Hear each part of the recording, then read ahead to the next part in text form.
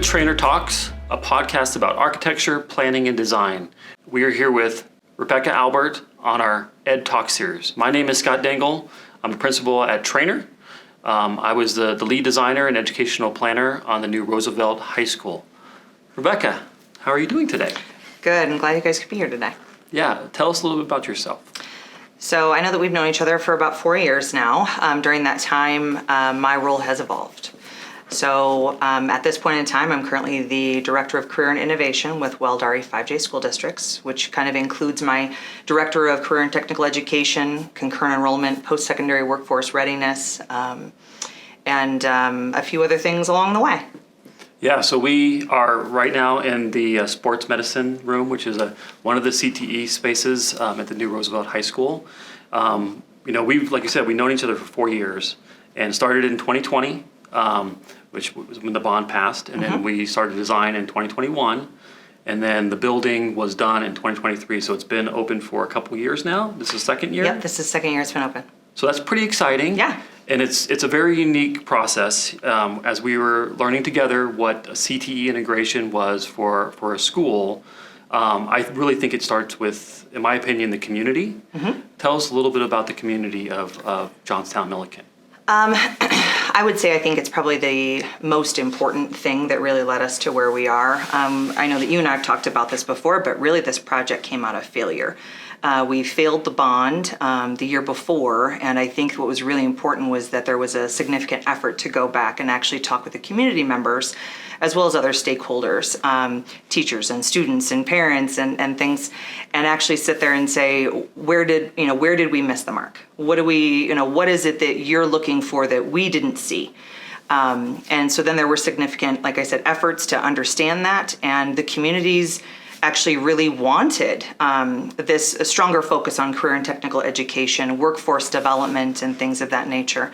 The communities, Johnstown and Milliken, incredible small towns. We are rapidly growing, of course, but I would also say that there is still a very significant heart and soul that is running through it that really is about hard work and some really great core family values and things of that nature. And so we have such a variety of professional folks. There is a really big group of professional folks that have created their own businesses. There are a lot of folks that have businesses around skilled trades, agriculture especially as well. And so I think that there was a desire and understanding by the community to, one, make sure that our school was reflecting the needs of what was happening around them in the communities, but also how to move us forward. And so with listening during that next year and then revising those plans, I think then that we were able to come through and say, okay, we understand now what is needed and how to deliver that. And so that CTE integration really came out of talking with them.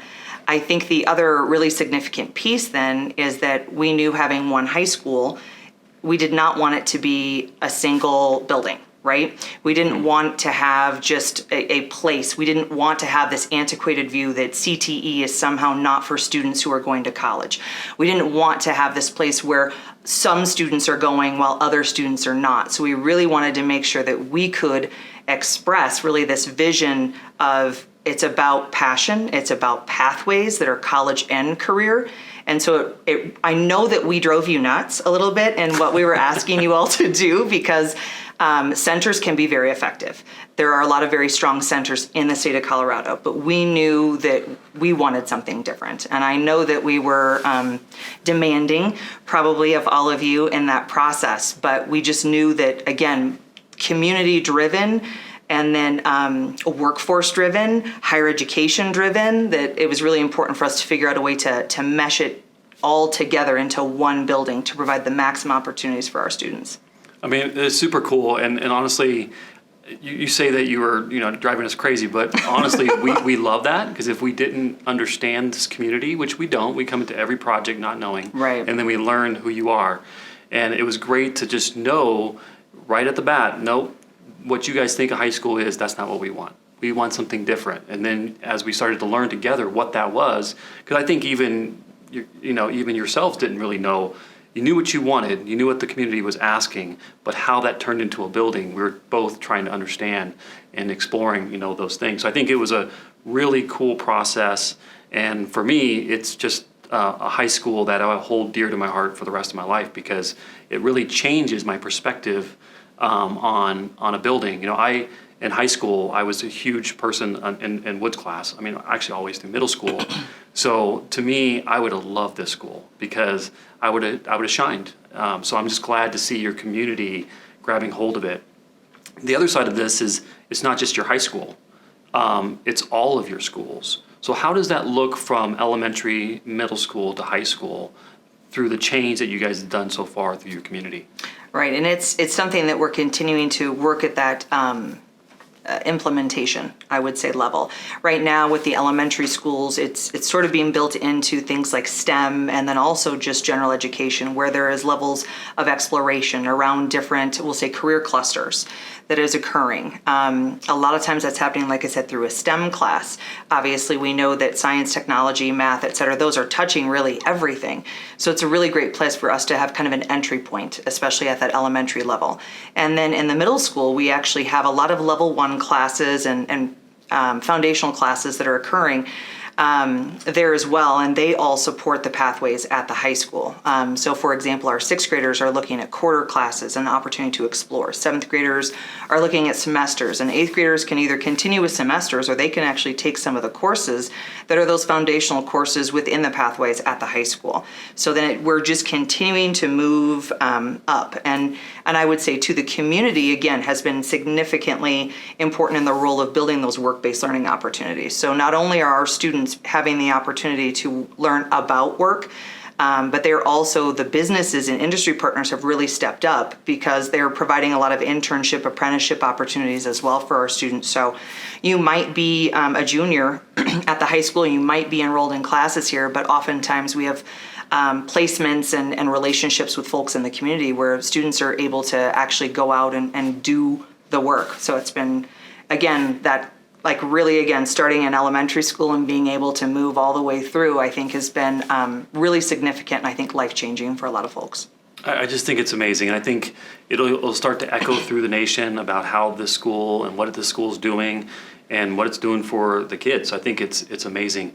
And how many CTE programs do we have now? I think we started with maybe 15, at least during design. Yeah, so during when we started with you all, we only had 5 programs. I think we designed for, it was around 14, 15. It keeps evolving, of course, very quickly. So now we're at 17 in the district, and then we should have 18 later this spring. Yeah. We have another program approval, and I'll probably work at another for next year. So, and it is it can be complicated, but I think if you take advantage really of, again, your relationships, whether it's folks in the community, and also higher education and things like that, it really allows you to maximize what you actually have. And I think that's been the beauty too, is we have high quality staff members. We've been able to retain high quality staff members. And then you also, as things evolve, you're able to tap into different folks and say, hey, wait, you do something too that we know is very valuable. And maybe this is something else that we can, again, maximize, not only for the students, but again, also for the communities too.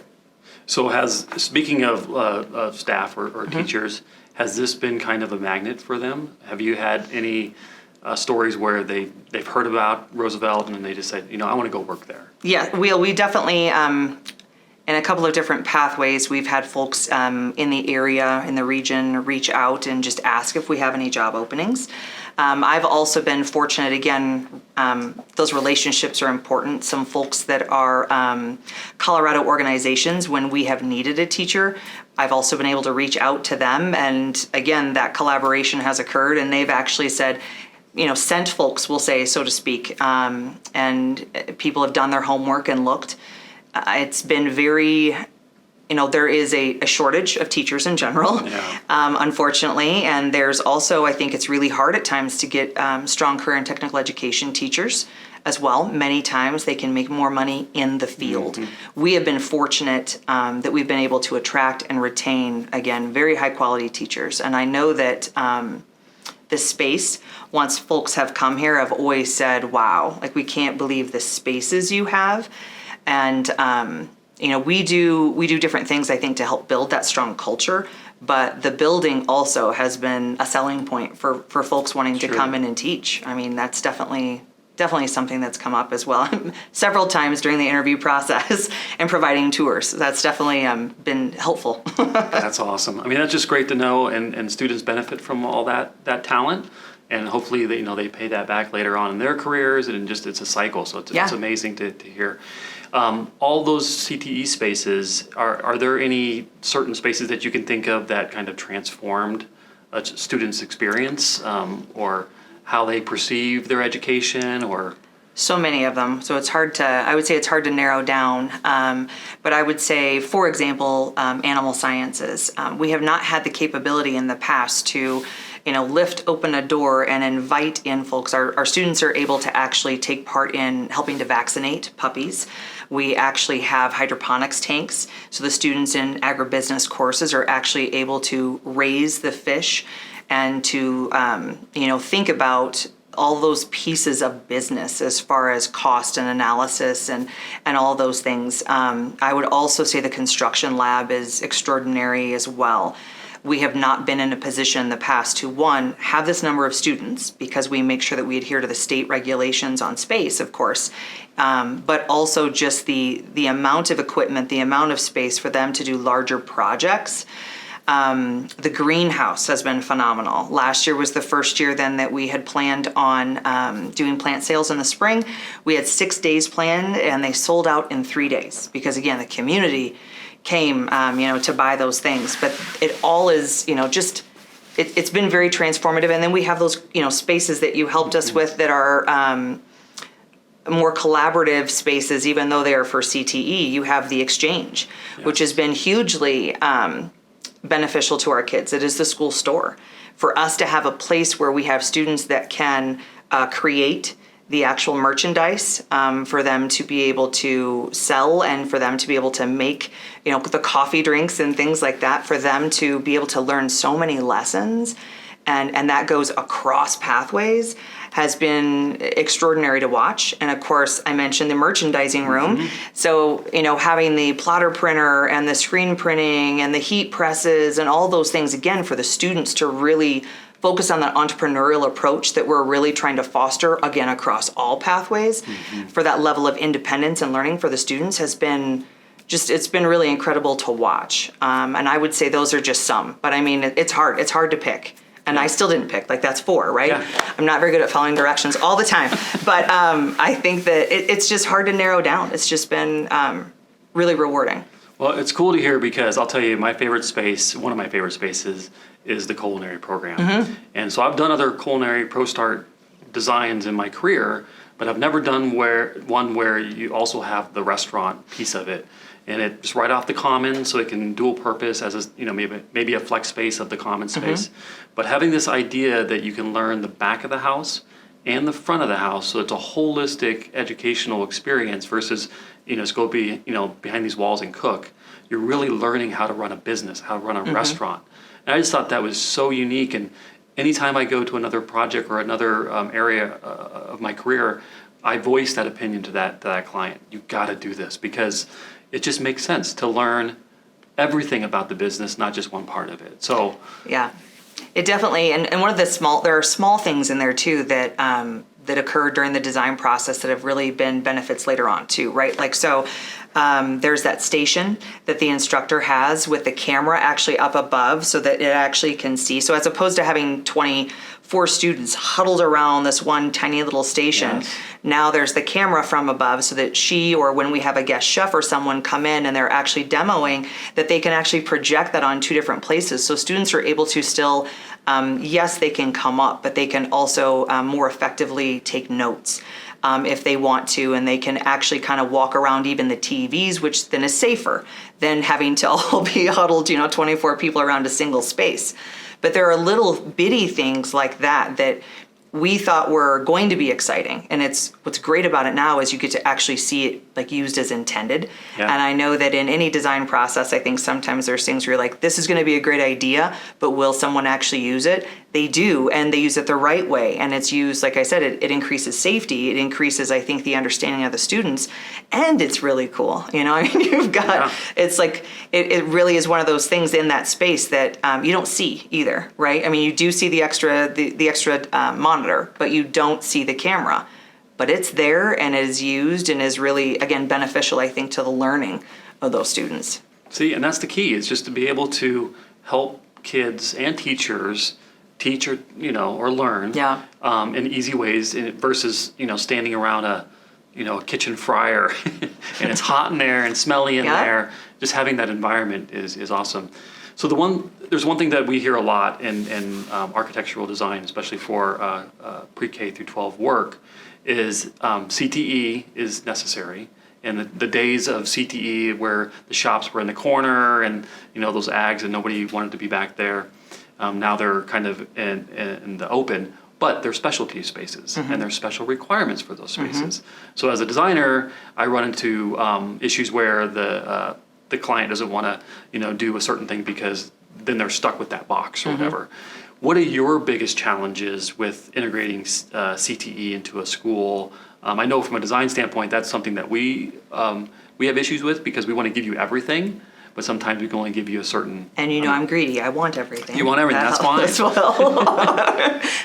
I would say that in terms of a challenge, I think that we encountered more than one challenge, of course, along the project.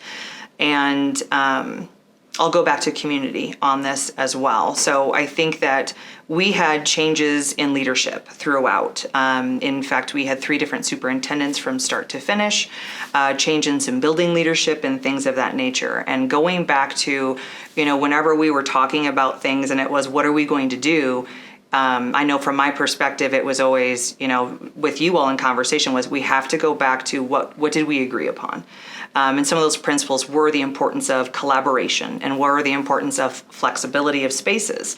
And at the same time, like you said, there are some specific requirements around, 150 square feet per student in a lab space, et cetera. So it was important for us to try to maintain the parameters that were needed, knowing that at some point, if we needed to, we could shift gears. And so we tried to make decisions, obviously, with that in mind. And again, is it A or is it B? Go back. Is it flexible, or what is most flexible? Is it collaborative?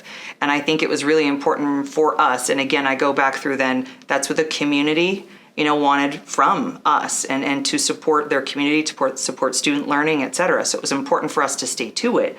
But also then it was throughout leadership changes, again, important for us and you all, and making sure that we were on the same page, and that when it gets tough, when there's a hard conversation, we need to go back to what was the vision, what is the mission. And I think that served us very well with you all, that you all kept on board with that as well. But on our end, like I said, as some people move maybe in and out of spaces or in and out of roles, that we stay true to, again, the vision and the mission.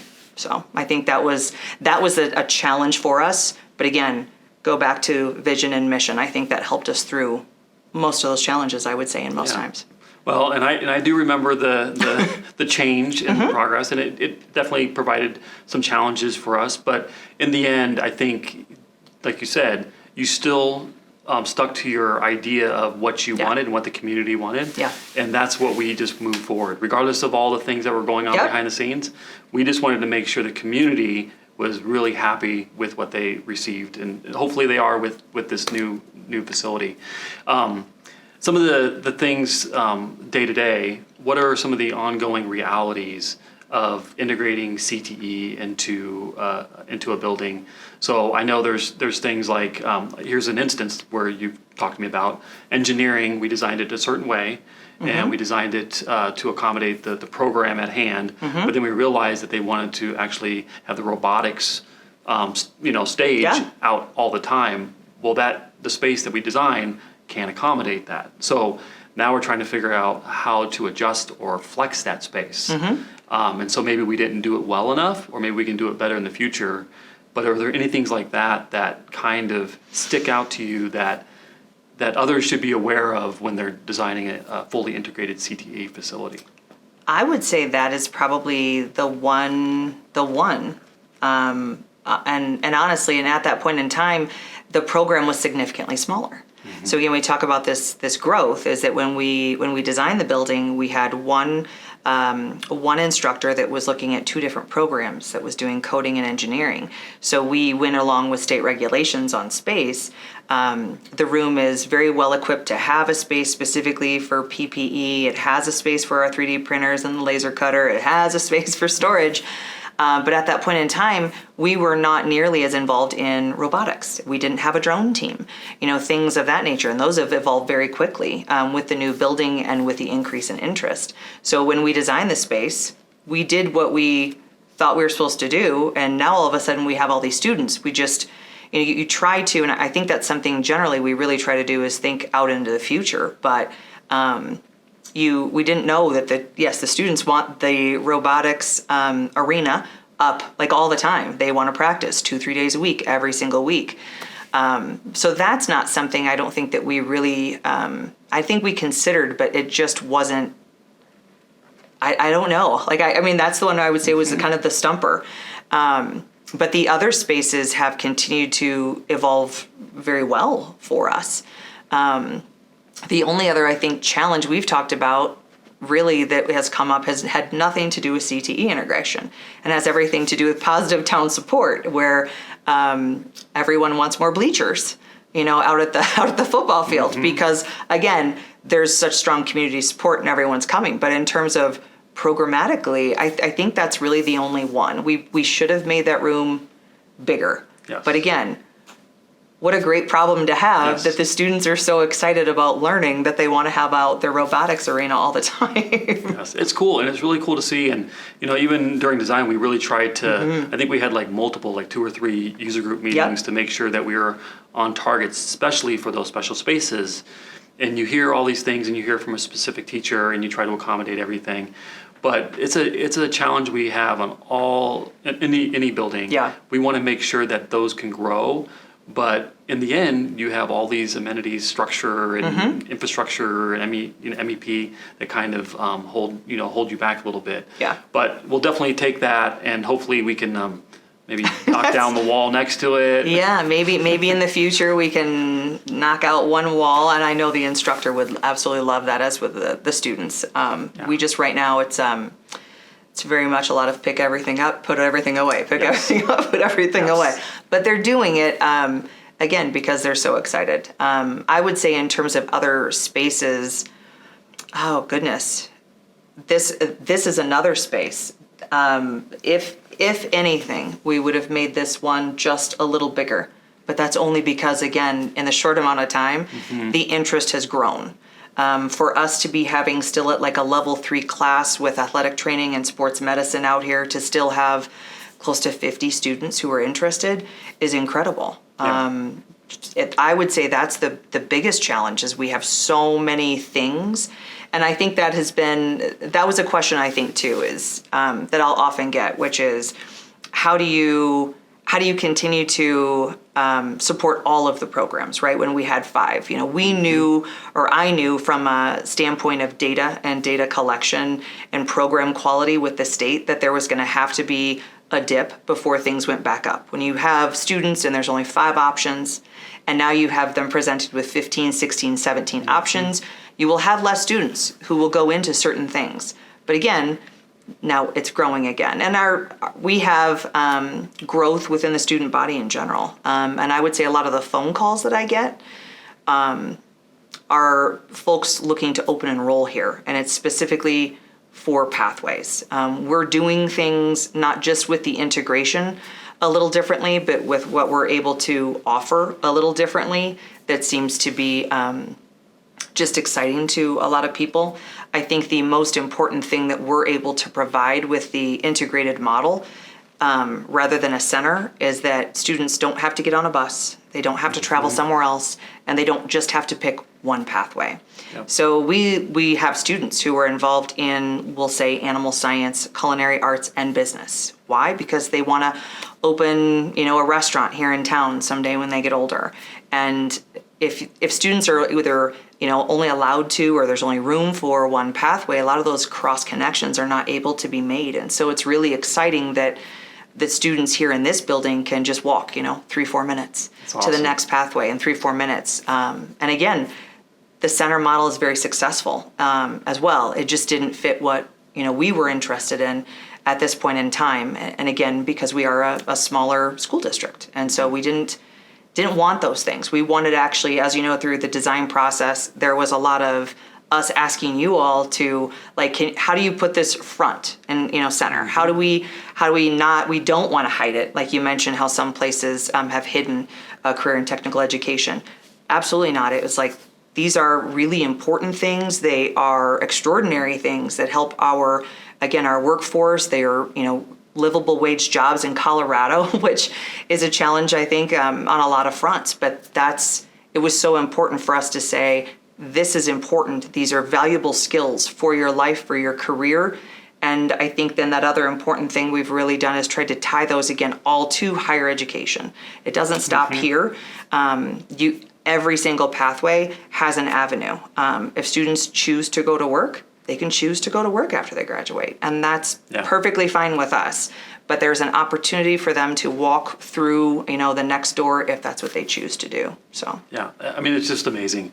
And so that kind of makes me think, when you start kind of going backwards of just understanding what CTE programs apply to your community, what's a lesson learned? Because I know we work with some districts, and that's always the beginning. And it takes a long time, and sometimes they don't even know what they want. And I'm not even sure if the community knows what they want sometimes. But what's some lessons learned to just picking programs that fit that programs?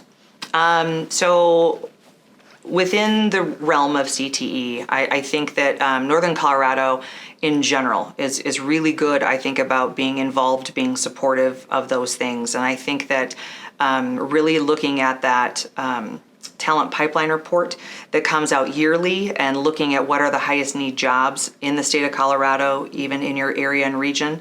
I think those, again, relationships, it's important that I am a member of, say, the Greeley Chamber of Commerce. It's important that we work with the Johnstown Downtown Association. It is important that I'm a part of the Northern Colorado Sector Partnerships, again, to know what are the needs in the area. And then also, we survey kids, of course.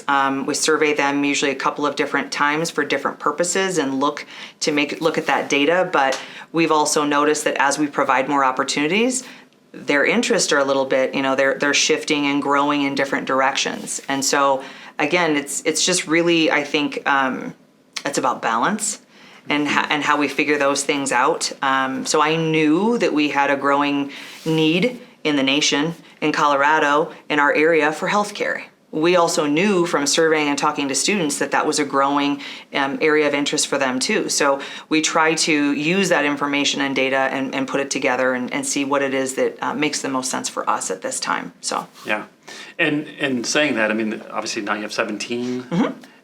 Is there anything that's missing that you really wish we would have done or you had? Or I know there's the barn that we really tried hard to get in, but the project kind of didn't allow it. The extraordinary thing is what we were able to get done during COVID. Yes. That is very true. So it was our COVID project, which was all learning Zoom and Teams and everything. But it's interesting to see because I what advice would you give a district or somebody that's building a new building?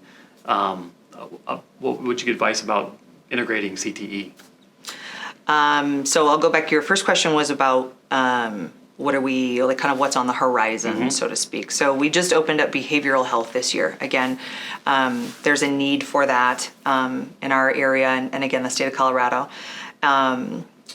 We're exploring right now energy specifically, which again, Colorado is going to put quite a bit of resources towards. And industry, again, is booming in our area around energy. So right now I'm really looking in that direction. We had really also wanted an automotive program, which we know we have a really strong interest in. But again, that was one of the components that just kind of fell off when the prices skyrocketed at that point in time. We had hoped that we would attach it to a transportation barn. Remember? Cool. Yeah. Up and then again, we had to obviously make some choices. And so we're hoping like that conversation's not over. That conversation is, still ongoing and what happens next. So those are really two of the areas kind of specifically that we're looking right now. I'm also doing quite a bit of collaboration with some nearby districts. And so we're also trying to figure out how we can open up our opportunities maybe to students in smaller districts who maybe don't have as many, opportunities within their district. So, and then what we're kind of hoping to do with that is, one, build something together, right? Like within Weld County with some other districts. How do we build something together? And then we're also looking again at how we can support or find where someone else maybe has a program we don't.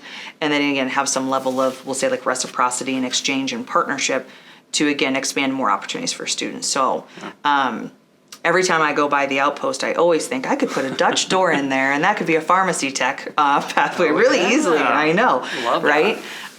Because again, that space is flexible. Yes. I mean, in reality, I would just have to Dutch door that and put on some shelves and suddenly, but I don't want to be too greedy. But I think that there's always that the pieces are moving forward.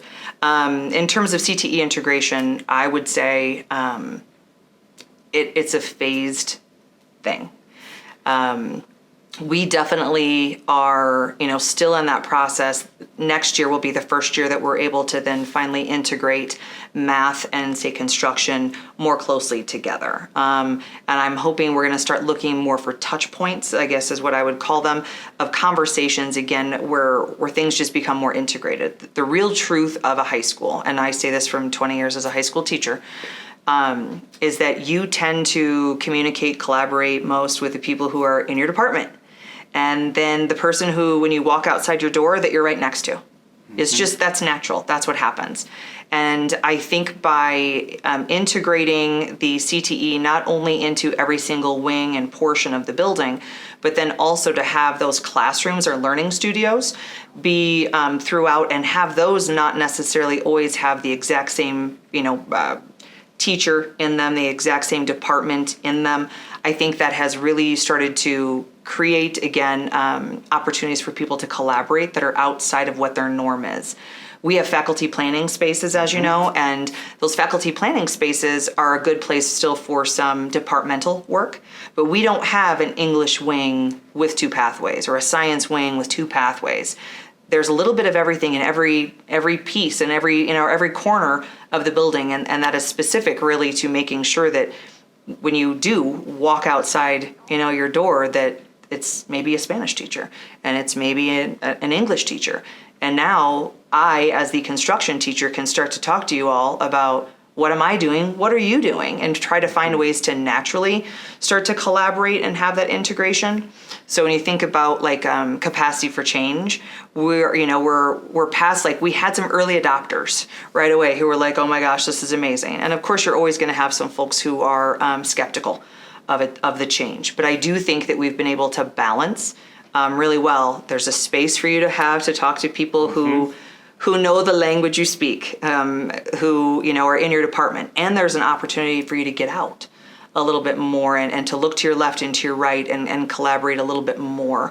So we're getting, like I said, we're past early adopters, we're in more to this next phase, and now we're starting to be a little bit more strategic. But we've had so many folks jump on and go, I had no idea what they were doing. Correct, because in a standard, typical high school, that whole hallway is folks who, while all brilliant in their area, it's just one content area. And so you miss out on all the cross collaboration when you don't integrate. Yeah. So to me, that can be a challenge, right? Is this design and this challenge of but I'm used to being with, folks in my department, and that's valid. But at the same time, you're also, you don't know what you don't know, and you don't know what you're missing out on when you're not able to interact with folks from other content areas as well. So I think, like I said, that can be a little bit of a challenge, but at the same time, I think it's really proven, though, to really enrich the experiences of the students in our instruction and learning.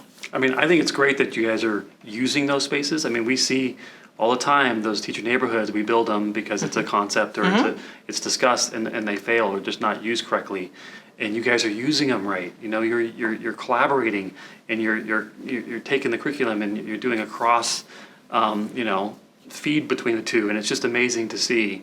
I'm curious because I'm thinking in the future is a new high school, because you're one community high school.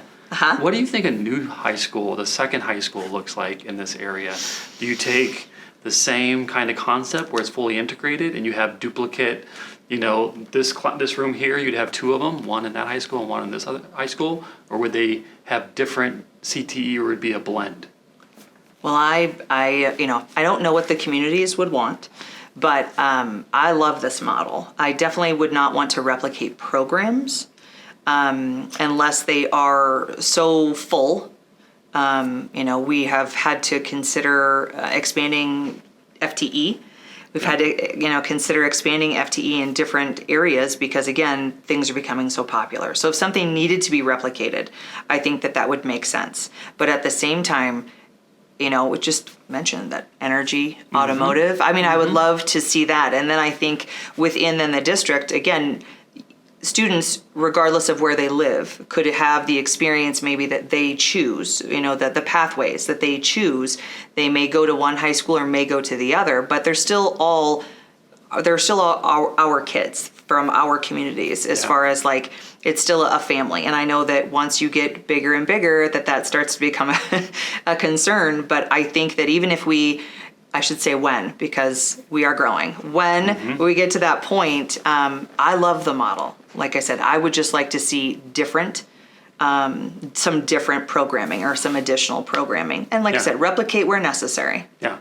Well, it's exciting. I mean, I know that's going to happen soon. I mean, you look outside and there's houses everywhere. I feel like every time I drive here, there's another row. another row of homes. It's crazy. Yeah. So it's really great to see. Yeah. I'm going to go back to a question I think I slipped in there. Sorry if I did that. But what advice would you give a school leader or another district about this concept if they want to try to achieve it in their own district? Do it.